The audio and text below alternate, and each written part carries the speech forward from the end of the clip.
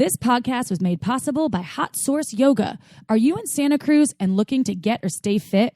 You gotta check out Hot Source Yoga in Aptos. It is by far our favorite yoga studio with lots of classes to choose from, and they even offer childcare. I've been hitting the Hot Source Yoga Sculpt, and I've never felt or looked any better. And guess what?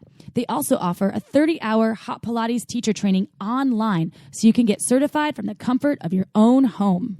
Ready to make your own dreams come true? The founder, Nicole, is also a life coach miracle worker who has helped hundreds of women and girls empower themselves to make their dreams a reality. Nicole offers sessions in person or online. Use code SHAMELESS for $20 off your first coaching session at NicoleDuke.com, and be sure to visit HotSourceYogaStudio.com to see why it's our latest obsession.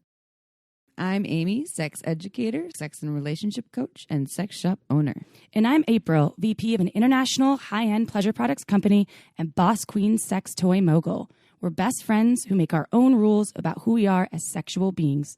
With everything from how to be a badass in the bedroom to top tips for bringing your relationship to the next level, we have something just for you. So sit back, relax, and enjoy the show. Don't forget to head on over to our website at shamelesssex.com for more. And for 15% off of some of our favorite sex toys, use coupon code SHAMELESSPP in all caps at purepleasureshop.com. You are listening to a pleasure podcast. For more from our sex podcast collective, visit pleasurepodcasts.com. Hello, everyone. Ho, ho, ho, you naughty little reindeers. It's actually going out right before Gobble Gobble Day. Oh, do your best, turkey. Yours is just too good for me to try to match. Come on, try it out. Oh my gosh. I'm going to go out to talk about shout out too.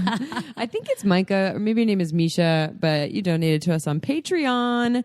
We love you. You were awesome. And guess what? We did buy our new mics, which we're not using in this moment because I'm at April's house and we're recording here, and we have our little mini studio set up at my house. But guess what? You made it possible. We love you. We're also, because we have new mics, we are also doing our 2020 goal, because it's 2019 right now. Our 2020 goal is to have a YouTube channel where we're going to actually have some videos of us. And we actually do have a YouTube channel, but there's not really many videos of us there. So no. Yeah, that's April's going to be running that show. Be running that thing. She's going to be our film director. Yes, and we'll make sure we let y'all know when you can catch us on YouTube. So just to give you all a little timeline of this episode, we are going to read a testimonial. We're going to answer a sex question.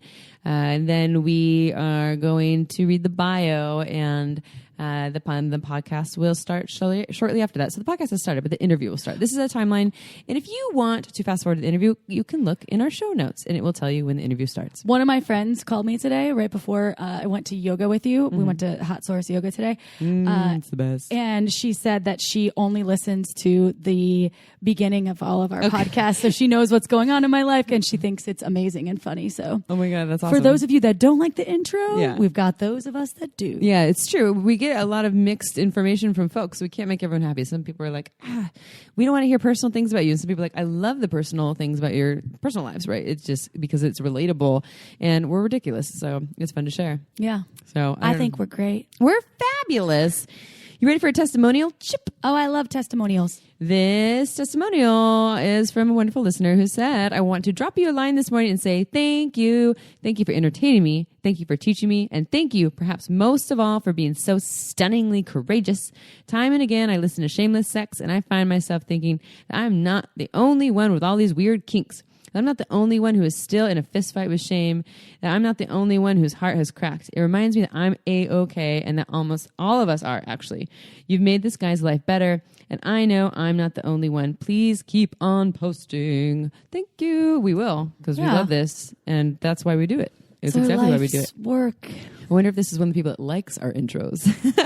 Hopefully. We like I mean, you who too. doesn't like when April talks about stories about DP and and how it's affecting her bowel movements and all that stuff? I mean, it's real life stuff. That's why we did this in the first place, to be just shameless about our lives. And then hopefully that helps other people, as it does for this person, to get in touch with their shamelessness. Speaking of shameless, Pure Pleasure is having a sale right now for Sexy Friday, but it's like maybe it's a 2-week thing. Now through December 1st is buy one, get one 40% off. So if you go to their website, it automatically deducts that. If you go to purepleasureshop.com, when I say they, I mean my mom and I. So well, I don't know why I say they. Interesting. But my mom is the primary owner, and I have definitely some stake in the business as well, because we started that business many years ago together, and now we just transitioned to online. So I didn't get any equity. No, April didn't get any equity, but she did get her start in the sex toy industry. Yes, I did. So we owe you some equity, huh? Taking care of myself then. You my future. You got your first vibrator from there. I did. Hey. Now I've got a whole bunch. Can't even choose. No, she has too many. All right, you ready for a sex question? I don't. I always get surprised because you don't tell me what they are. So. Surprise! It's not about DP. As a child, I was sexually abused, and this has affected my sex life into my teenage years, resulting in further abuse. I listened to your podcast on Tantra and was really inspired, and I find it very hard to orgasm with partners, and I feel a real disconnect with my body. I have blockers, which have been diagnosed by the doctors, and I begin to climax. And when I begin to climax, my whole body goes numb, and it's an unbearable feeling where I could faint. So Tantra sounded perfect. I booked myself a Tantra session, which I was really excited about. The session included a yoni healing, which was all consensual throughout every stage. However, after the session, I felt really horrible and re-traumatized. My body no longer felt like mine again, and I had to wash 3 times before I passed out to sleep for around 13 hours. I still don't know how to process this information. Do you have any advice? So one thing that I was, that came up for me when I first read this, you said doctors have diagnosed you. What kind of work have you, I know you went to go to this Tantra session, what kind of work have you done around your trauma with, therapists and various professionals, and to actually go in there and kind of do the work that needs to be done, that clearly needs to be done? Because the way I like to think of these sort of things, like hands-on Tantra sessions, what I think are wonderful, or even people who go on like the medicine work path, like drinking ayahuasca and all that stuff, they do their own wonderful thing. But I think with people with a lot of trauma, you need that additional support so that when stuff like this happens, you're not left alone. And not all Tantra practitioners are created equal. I would recommend one that has trauma training, is trauma informed, one that doesn't just leave this at the end of the session like, okay, you're done, and does some aftercare and then follows up with you and gives you tools on if stuff does come up for after the session. And so I'm just curious about that, what this Tantra practitioner did to keep you to really inform you and to prepare you for what could happen, and then also to kind of be there by your side along the way. There's a lot of people I know in the Tantra world that claim to be like hands-on yoni healers, but they really don't have that much training. They somehow discovered that they have a knack for healing, G-spots and things, or they're just deeply tantric, and so they start a practice. So I would also suggest, if you work with someone who's a Tantra practitioner, to really find out their education, their history, their experience, what are they trained in, and if you have trauma, making sure that trauma is a huge part of that, because this re-traumatization, can totally happen, can 100% happen, because there's something in the experience, even if it was consensual, that can open up old wounds and remind you of some things that weren't consensual that happened to you in the past. And then I'm also wondering about the consent piece, like, how clearly did the Tantra practitioner set boundaries in the beginning, teach you ways to voice boundaries? How slow did they go? Those are all really important pieces. I wonder if it would be beneficial for this person to go see someone like Dolly, who's been on our show before. Yeah, sexological body worker. Yes, that can kind of tap in slowly, maybe to find out what exactly. Obviously, I know it's totally different work. But maybe it was it's hard to say if it was the actual energy exchange or specifically it said it was a yoni healing. I feel like it was so slow, and she went so perfectly, as fast as I wanted to go. It was all about me and my process. And you had to ask for most things, right? It was like Dolly wasn't necessarily just doing what Dolly wanted to do. She gave you the power to ask to say what you wanted, and then checking in and being like, is this okay, or is it okay if I go this direction? Or I think that was really powerful. And if I could place myself in this sex question asker's shoes, I would say that the tantra, whatever was triggering about it, maybe to take a step back from that work and kind of go into a different process and try something else. And again, I think that it's really good for them to be hand in hand with something else too. So if you're going to do hands-on tantra work or sexological body work, to also have a therapist that you can work with when stuff comes up. And it's a lot of people have different practitioners that they work with who have different modalities, different offerings, because not all of them can cover one. And it's never really designed to be that way, to have one person heal all of your stuff. Someone for the physical and someone for the emotional. Exactly. And I think that was another piece that I wanted to share too. I think that's important for sure. And the type of therapists that can be really, really wonderful for deep trauma are ones that are working more with the experiential and somatic processes in the body. So I'm personally huge fans of Hakomi, Hakomi, licensed therapist, or EMDR, licensed therapist. Really, really powerful work can happen with them, and not just talk therapy. Although after this person probably really needs someone to talk to and to go through those. Also, there's cranial sacral that people can do that really taps in. If you can find someone that does cranial sacral, it's like a really beautiful process for the physical body and working with where energy gets stored in trauma specifically. That can be really effective for people that have even as deep as like war veterans. Yeah. So that's also something to look at too. And what this person might be seeing from this process of what happened is that they're actually not ready to go do hands-on healing, that they need this other work first. EMDR, Hakomi, craniosacral, something that's not sexual. Yeah. Maybe that involves touch that is not on the genitals and is touching other parts of the body. River, who also is sexological body work. We did a podcast with River Drosera. And I don't know where they are located. They were in the Bay Area, but if you go to riverdrosera.com, they are highly trauma trained too. And so not only do they hands-on work, but if they were to do a sexological bodywork session with a client, they wouldn't even touch your genitals the first session usually, because they know this. They know that you need the build up and to empower them to make their own choices and feel really safe before you go into the much more the parts that may have been traumatized, the sexual, our genitals and things. So tricky business, but sorry to this listener to hear that you're re-traumatized, and really suggest going and getting other support for that.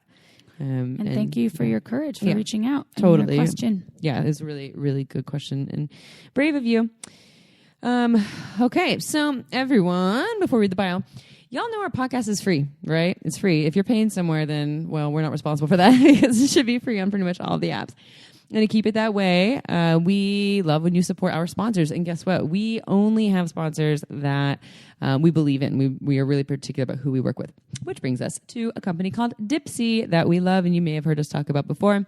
Our listeners and my clients in my sex and relationship coaching training practice, they're constantly coming to us talking about wanting ways to get in their turn on. They have maybe low libido, or they're disconnecting their body. They just want to turn up the heat whenever they want to and feel that fire. And we love Dipsea. It's this new program that April will tell you what it is. That is an easy way to access into your turn on when you want it. You can take it everywhere. It's an app on your phone. Download Dipsea. It's Dipsea. And it's for women. They're short, sexy stories. Why not add a little erotic story to your holiday hit list? Not just Jingle Bells this year. Get some Dipsea. So Dipsea is a perfect solution to put a little spice back into your sex life. And Dipsea is offering our listeners, that's you, a 30-day free trial when you go to dipseastories.com/shameless. That's a 30-day free trial when you go to dipseastories.com/shameless. Yep, go check it out, y'alls. Ready for the bio? Ooh, Alice Little. This was an awesome interview. Alice love her. Alice is a brilliant, tiny little human.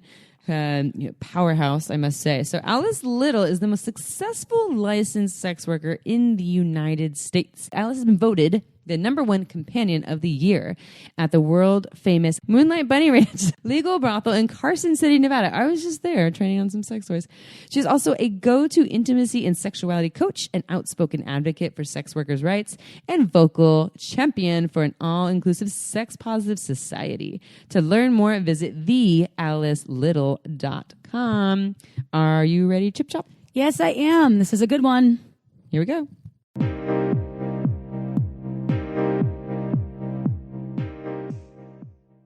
All right, everyone, episode time. This episode, as you heard in the bio, is with Alice Little, and we are very excited for this podcast. Not only is Alice a activist and advocate for sex workers' rights, but Alice actually has a lot of really important information to share about the career itself. I think a lot of people don't really understand how all this works, especially on the legal side of things. So we're really excited to share your perspective. Alice, welcome to the show. Yes, thank you so much for having me. I'm so excited. This is going to be a lot of fun. Yeah, we love fun on Shameless Sex. Can you start by telling our listeners, I mean, we have your bio here, but tell our listeners about your story. How did you get to where you are today? Well, prior to being a legal sex worker at the world famous Moonlite Bunny Ranch, I was traveling around the country as a sex educator. I had always tried my hand in all sorts of different small businesses and career paths, but never quite found something that was the right fit for me. I tried being an EMT. I worked as a jockey in Belmont at one point in time, really all over the place. And what I universally found is that I have this desire to connect with people on a very real, honest level. And through my work at the ranch, I think I finally found something that makes me very happy. Mm-hmm.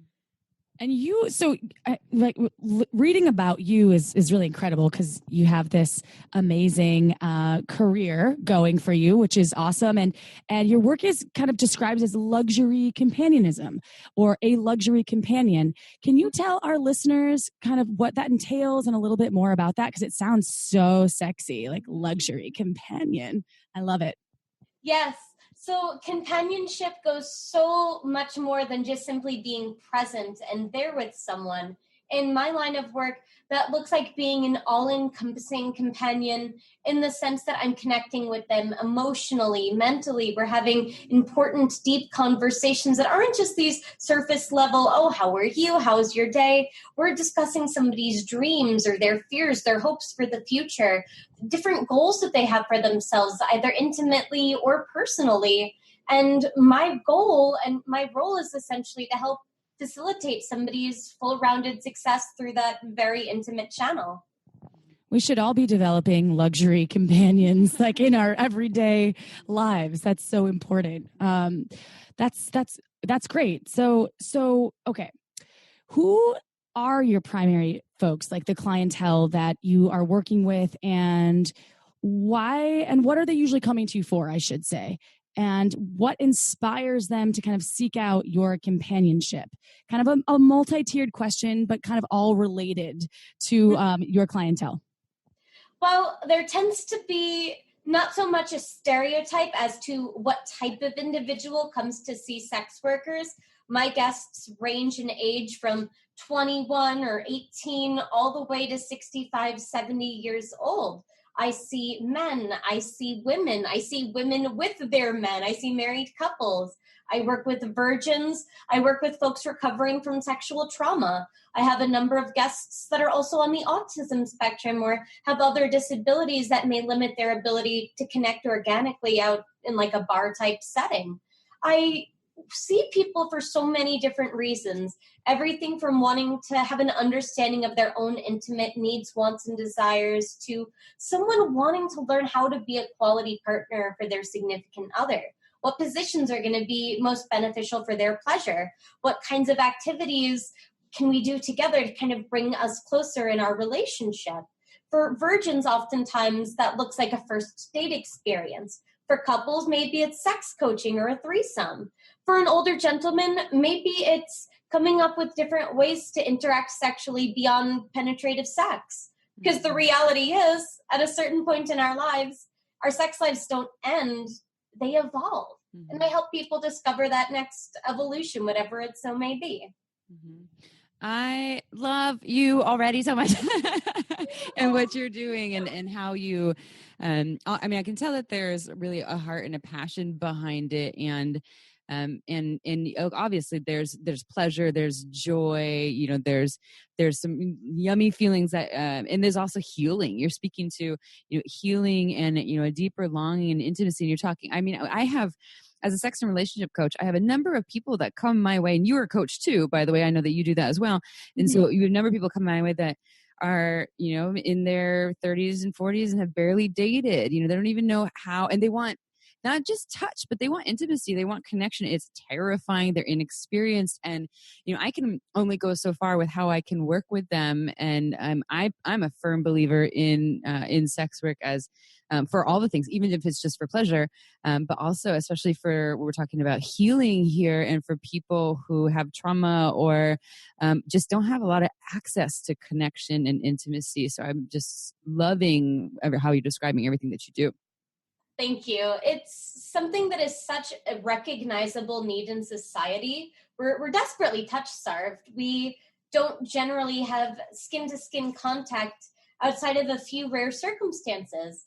There was recently a study that I came across that was discussing the rate in which the elderly will visit their doctors seeking out just the physical touch, not that something was actually wrong. They just wanted to be touched. They wanted that skin-to-skin interaction.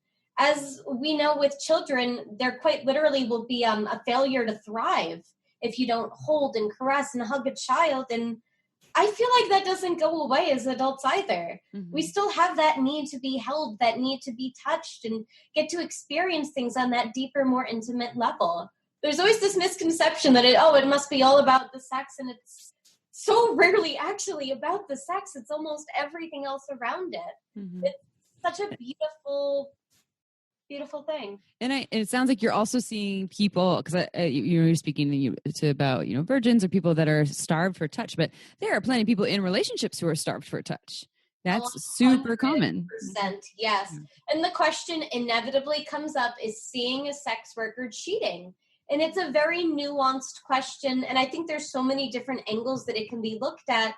But the way that I choose to look at it is that if you have that need, and it's starting to impede and affect every single other aspect of your relationship, where you're not able to show up for your wife or your husband because you have such a need for sex and they're disinterested and you don't really want to go out and have an affair, but you just want to get this need met.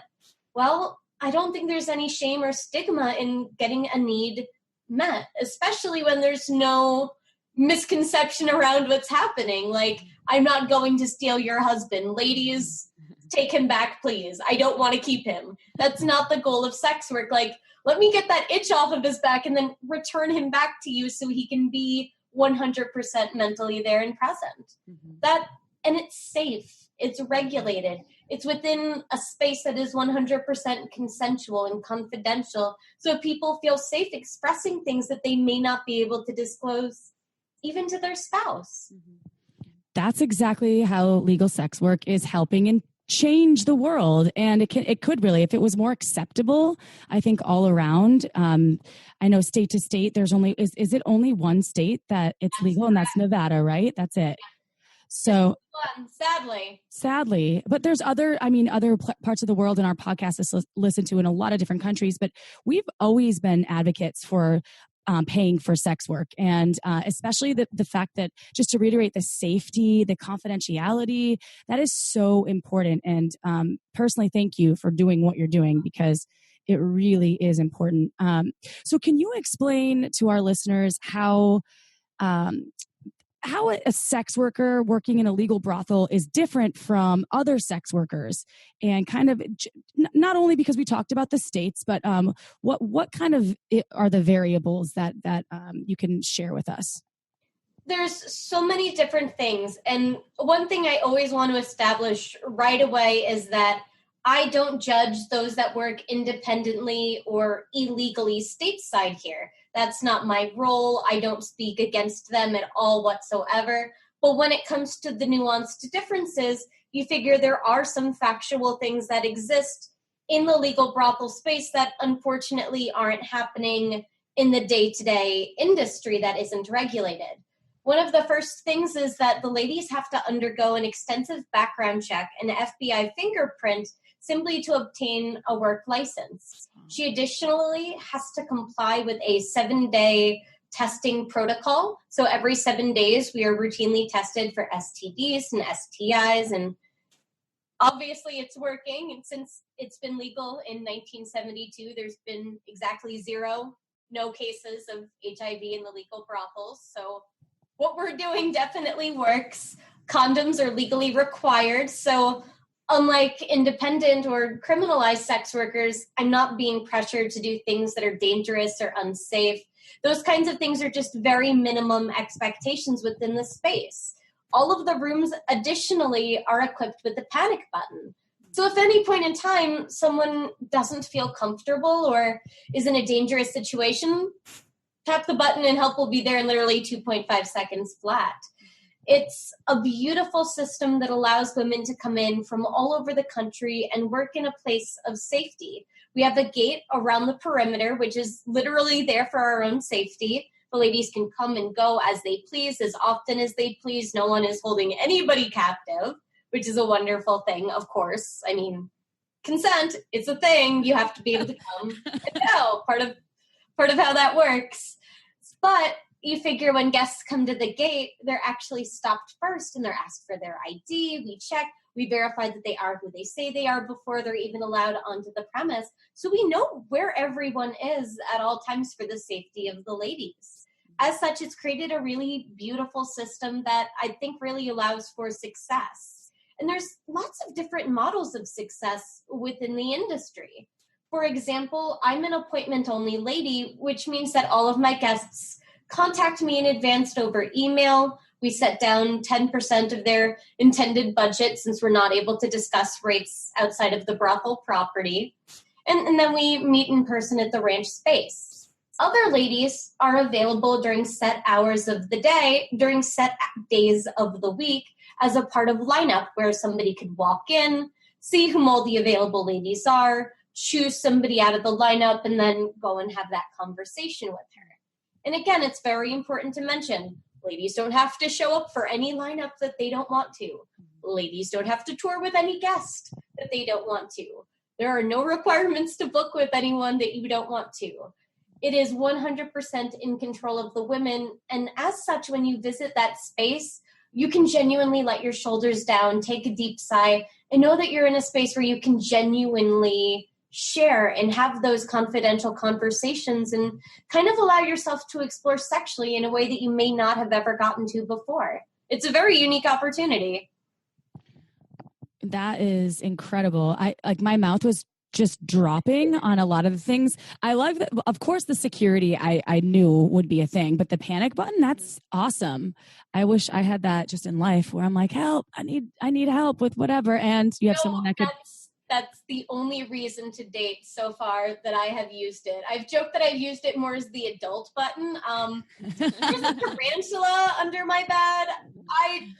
No, I don't do this. Have you had a tarantula under your bed? Yeah, I just about lost my. Oh, I would use that panic button too. That would freak me out. I did. You better believe I threw my shoe at that panic button. I stood on my bed. I'm like, I'm not getting down till you kill it. Oh my God. Nope, you didn't let yourself in. I don't care.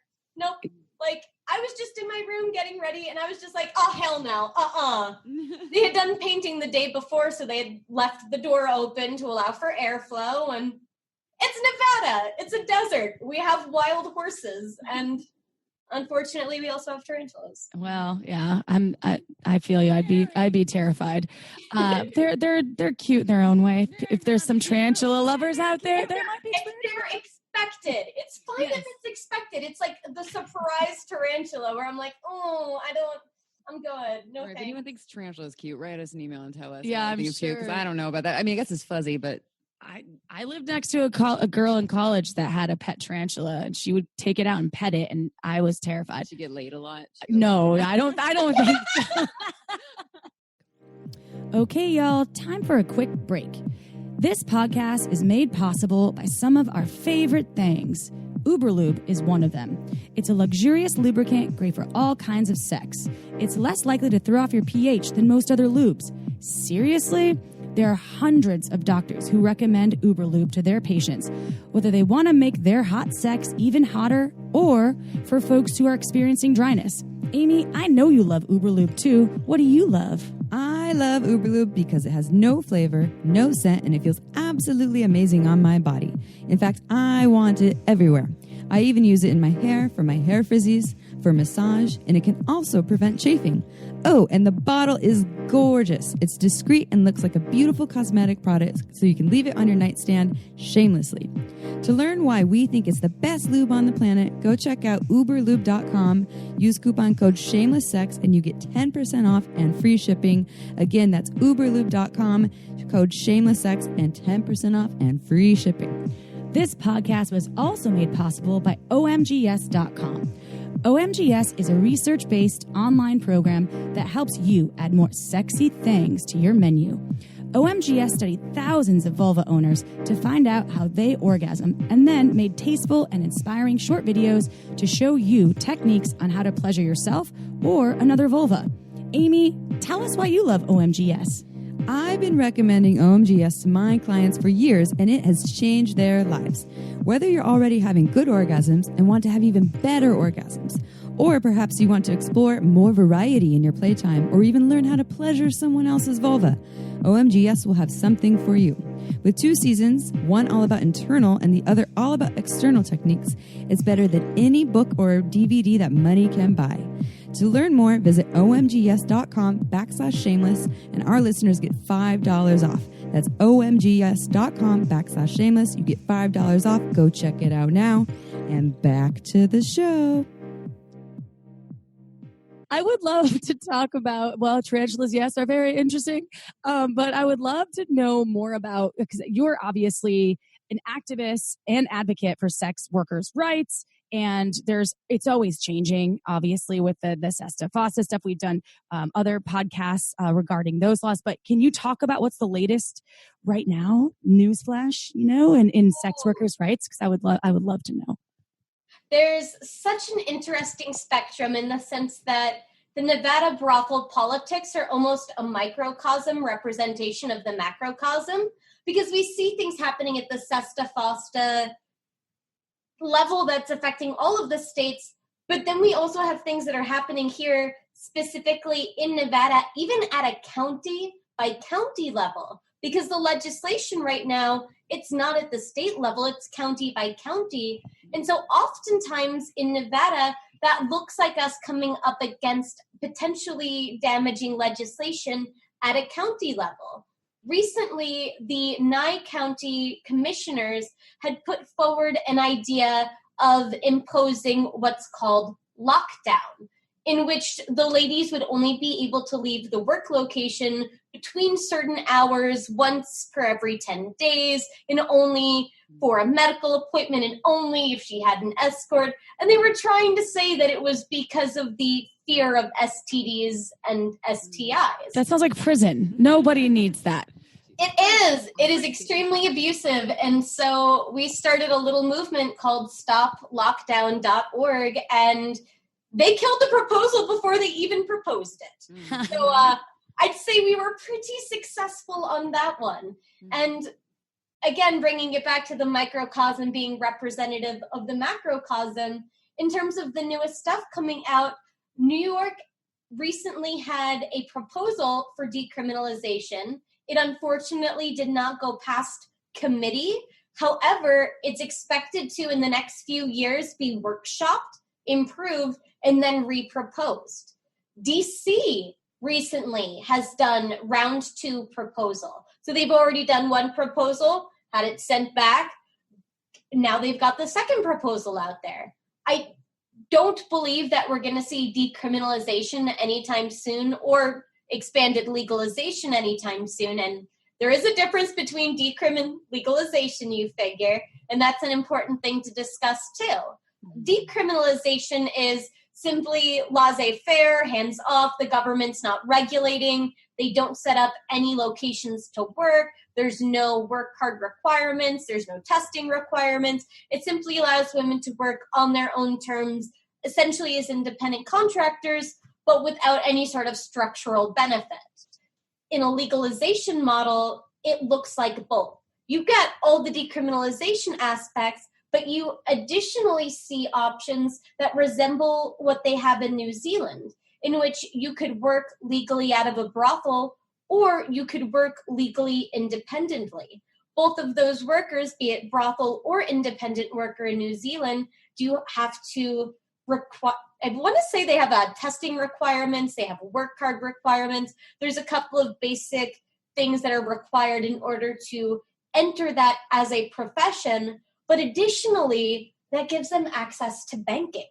That gives them access to finance. It legitimizes the career. Mm-hmm. And a lot of folks that are for strictly decriminalization, they don't want any legislation, no brothels, no legalization.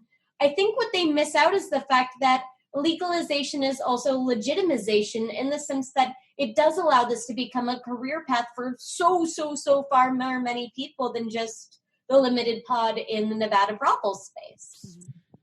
Adding the word sex to anything in banking is so funny because it's the banking system doesn't ever. And I'm sure with sex workers it's different, but even in our industry, in the sex toy industry, a lot of banks will reject us. Sex shops, like sex positive boutique shops, and I know those things aren't linear. I just wanted to bring it up because it's funny. Like banking is such an issue in the world of sex. Holy crap, it is. We have to bank.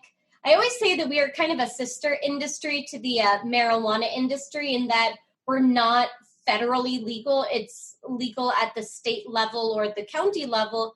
And as such, I use a credit union, like a state level credit union. That means I can't go and finance a house in another state if I wanted to go and invest. That's not an option for me. Even though I'm building this wonderful, successful career for myself, there's very real limitations to what I'm able to do. That stigma is so pervasive, and it oftentimes exists in subtle ways that people don't even begin to think about. Yeah. For example, I went through 3 primary care physicians before I found someone that was 100% comfortable with what I did for a living and willing to give me eye contact and have a conversation with me during my appointment. Everyone else was like looking away as if, oh gosh, sex worker, no! Mm-hmm. Like, calm down. It's just sex, guys. Yeah. Cool. Yeah. You're having it too. Yeah. I am having it. Our parents had it. That's how we got here. Mm-hmm. Fun fact. It's a part of life. And we need to stop being so stigma-y about it. I'm curious about, I was thinking of, actually I have 2 questions. One, so 2 parts. I'll throw them both at the same time. Can you do like a Cliff Notes version really quickly for listeners? Because I don't know if our podcast episode that talks about SESTA FOSTA is titled SESTA FOSTA, so that some people might be like, what the fuck are you talking about? Can you just, you don't have to go too much detail, like a quick explanation of that. Okay. And actually, I won't ask you the other part because that's confusing. No worries. So SESTA FOSTA, it stands for Stop Online Sex Trafficking and Fight Online Sex Trafficking. They were a series of bills that were brought into law over this past year that exist at a federal level. Essentially, these laws hold websites accountable for the content of the users, thus opening them up to being legally liable. Therefore, if somebody was supposedly sex trafficked onto a website such as Backpage could be legally held liable for the content that the user had posted and thus be charged by the supposed victim. Unfortunately, this legislation was far too reaching, and as a result, it actually removed a lot of the safety nets that existed for sex workers. Backpage.com, for example, multiple months after the federal government seized the website, we're coming to find out that they were actually cooperative in a number of anti-sex trafficking cases and were more than willing to work with the law to prevent such things. Mm-hmm. All consensual sex workers, any consensual sex worker I have ever met is violently against sex trafficking. And this whole idea of fighting sex trafficking has unfortunately now victimized sex workers, where we're no longer differentiating between who's doing this consensually and who's actually a victim in this equation. Like, I do sex work. I'm not a victim. I choose to do this. I love this. It's awesome. Like, I was offered 6 figures to go work for a Fortune 500 company and manage their media, and I told them no. Yeah. Rather do this, everyone. And it's just this idea that because within one umbrella category of a career or anything in the world, that if there's something not so wonderful happening within that category, we need to get rid of the whole category. That's just like impossible. And the laws actually had some negative effects on finding folks that were sex trafficked, because before they underground, right? Yeah, because it was a bit easier to find people when it was more exposed. So that being said, it's which is a great question to ask you for our listeners out there, and including us. Like, how can we all support sex workers' rights? Oh gosh, there's so many different organizations in the way. I really love the SWAP organization in particular. They do some phenomenal work. Additionally, if you're interested in supporting individual women, there's an amazing group called Sex Workers Behind Bars that shares the Amazon wish lists of reading material that criminalized sex workers are looking for access to while they're unfortunately serving jail time. Many of these women that are serving jail time are indeed victims. They were actually sex trafficked at some point in their lives and are now being charged as adults with the crime of prostitution, whereas others serving time are consensual sex workers that unfortunately just worked outside the legal sphere. It's a part of our society that currently exists that it's really unfortunate. I hate the fact that it is so heavily criminalized, and it's something that I personally want to learn more about, lobbying to help change the legislation and start the conversations to expand what we already have here in Nevada and what's clearly working in Nevada to the other 50 states. Like, come on, guys, get out of the dark ages. Let's go. My guess about that too, first let's talk about someone who's trafficked and then thrown in jail for that. So like, let's punish you on top of your punishment. Such a backward system. I guess it's a lot of marginalized folks, like a lot of people of color and a lot of, it's part of the whole criminal system of making a whole bunch of people criminals who aren't criminals and based on the color of their skin and, how they grew up and et cetera. So the amount of money, economic status, and so all these factors. And but God, I can't even imagine being sex trafficked and then be like, okay, here you go. So, go sit in a cell and be punished on top of it's all so backwards. So my guess is, last question before we have you kind of wrap up, to tell all of our listeners how they can find you and more about you, because I'm sure they're all like, how do I learn more? My guess is book an appointment. How do I book? Yeah. Well, and so my guess is that your stance is going to be somewhere along the lines of legalizing sex work everywhere. What is your thoughts on that? Legalization and decriminalization at a nationwide level is what we need. We need decriminalization in order to expose sex trafficking and literally drive it out of the shadows. That's what we did with marijuana. We legalized it, we regulated it, and we also decriminalized it. Now we don't see people sitting in jail cells for petty drug crimes. Why don't we create a system that's beneficial to society? Like, I don't give a shit. Tax the hell out of me. Tax the crap out of our brothels. Like, I don't care. We will happily do so in order to have a system that actually works and serves the women most importantly. Right now, there's so few options for women. They're required to travel out to Nevada. Like, I didn't grow up here. I wasn't born here. I live here because this is where the brothels are. It limits where I get to live. It limits my freedom of choice in that way. And thankfully, I don't have any children. I don't have a spouse. I've got 3 chihuahuas, a 1-eared cat, a mini pig, and 2 horses. Like, I have an animal family. So for me, this is a doable choice. I get to live out here and work full time on my own terms. But for many women, single mothers, for example, they don't really have this as an option. So we need expanded options elsewhere that actually serve everyone. Yeah, I 100% agree. And I like the distinction that you made between decriminalization and legalization. And yeah, we live in Santa Cruz, California, so we're very aware of what's happening with the marijuana out here and federally too, but how that has shifted. So I love that you advocate for that worldwide, and I think April and I are on the same page as you.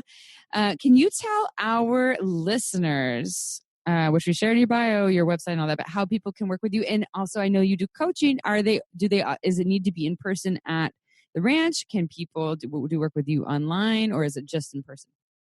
Oh, no, it is online as well as in person over Skype. I offer a whole host of individually catered options, just depending on what your needs are. I work with women, I work with men, I work with couples together, and we can kind of come up with a program that works specifically for you and addresses your needs. You figure if you're looking to spend time with me, be it in person or digitally, email is the best way to go. That's going to be alicelittle@bunnyranch.com.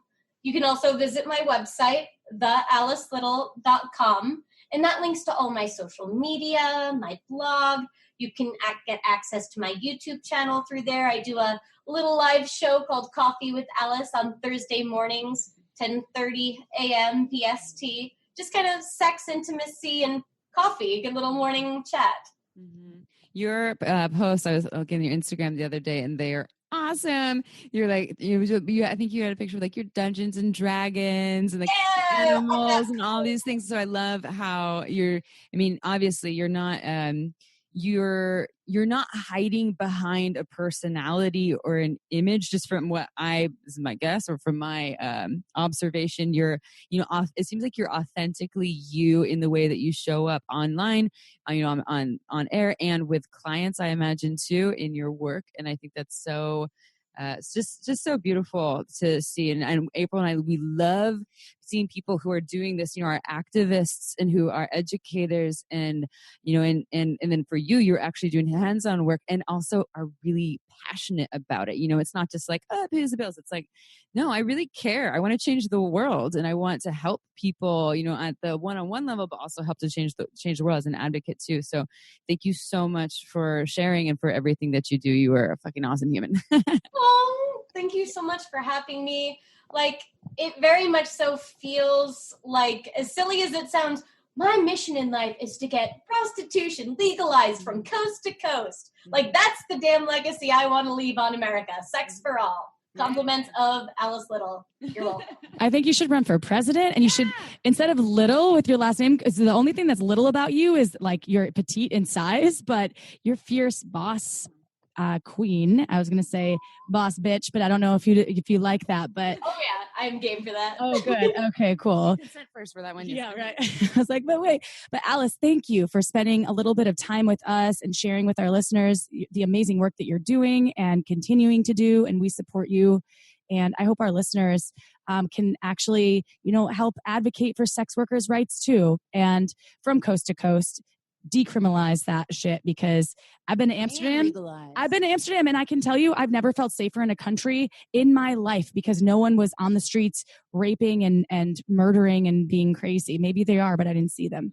I'm sure that still happens, but it seems like okay, so I know we're closing, but I want to say one thing. You know how we're talking about in what's going on right now with like the mass shootings? There's the idea of incel, which is involuntary celibate.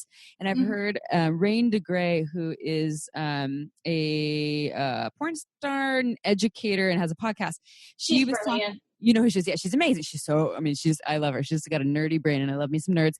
And so with you, I know that you're a nerd too. Love it. And but she was saying that sex work is giving incels, involuntary celibates, access to touch, to connection, and that, back in the day, I'm not going to say this perfectly, but back in the day, and actually still in a lot of cultures, you used to be able to kind of buy it, like love and sex was a business arrangement. You could buy, trade some goats for a partner, meaning a woman. And so this is this idea that that wasn't necessarily something that people were maybe as starved for or arranged marriages and things like that. And that now we live in a time, I'm talking specifically Western culture, where there isn't this access to people who have a need. And I'm not talking just sex, like you're not either, Alice, talking connection, closeness, touch, intimacy.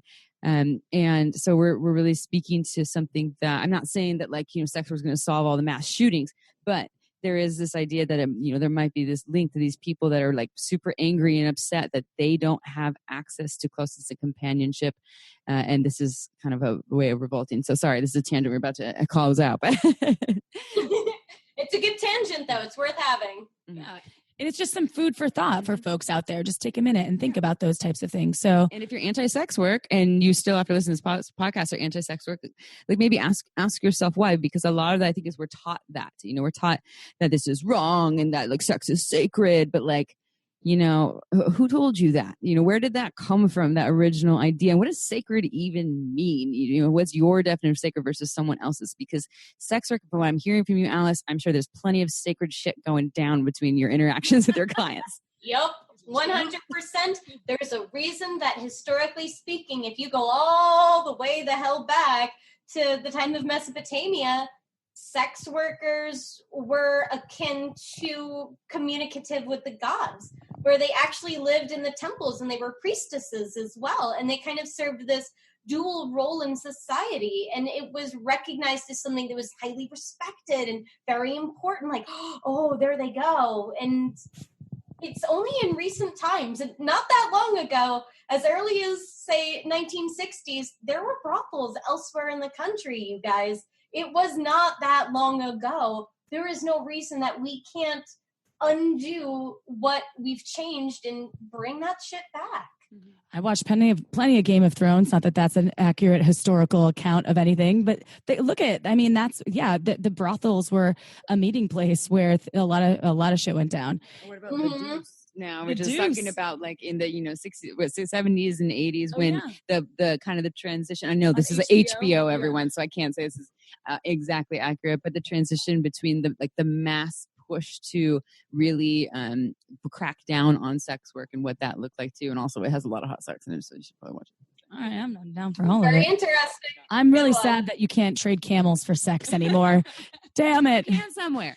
Right? Yeah. Well, Alice, thank you so much once again. I hope that we have you back another time because you were fabulous. And we just continue being you because you're fantastic. To our listeners there, to our listeners out there, we love you so much too. Thank you for tuning in. We'll see you next Tuesday. You're part of the Shameless Sex Revolution. Remember that. So ciao for now.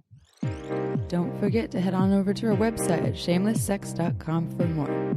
And for 15% off of some of our favorite sex toys, use coupon code SHAMELESSPP in all caps at purepleasureshop.com.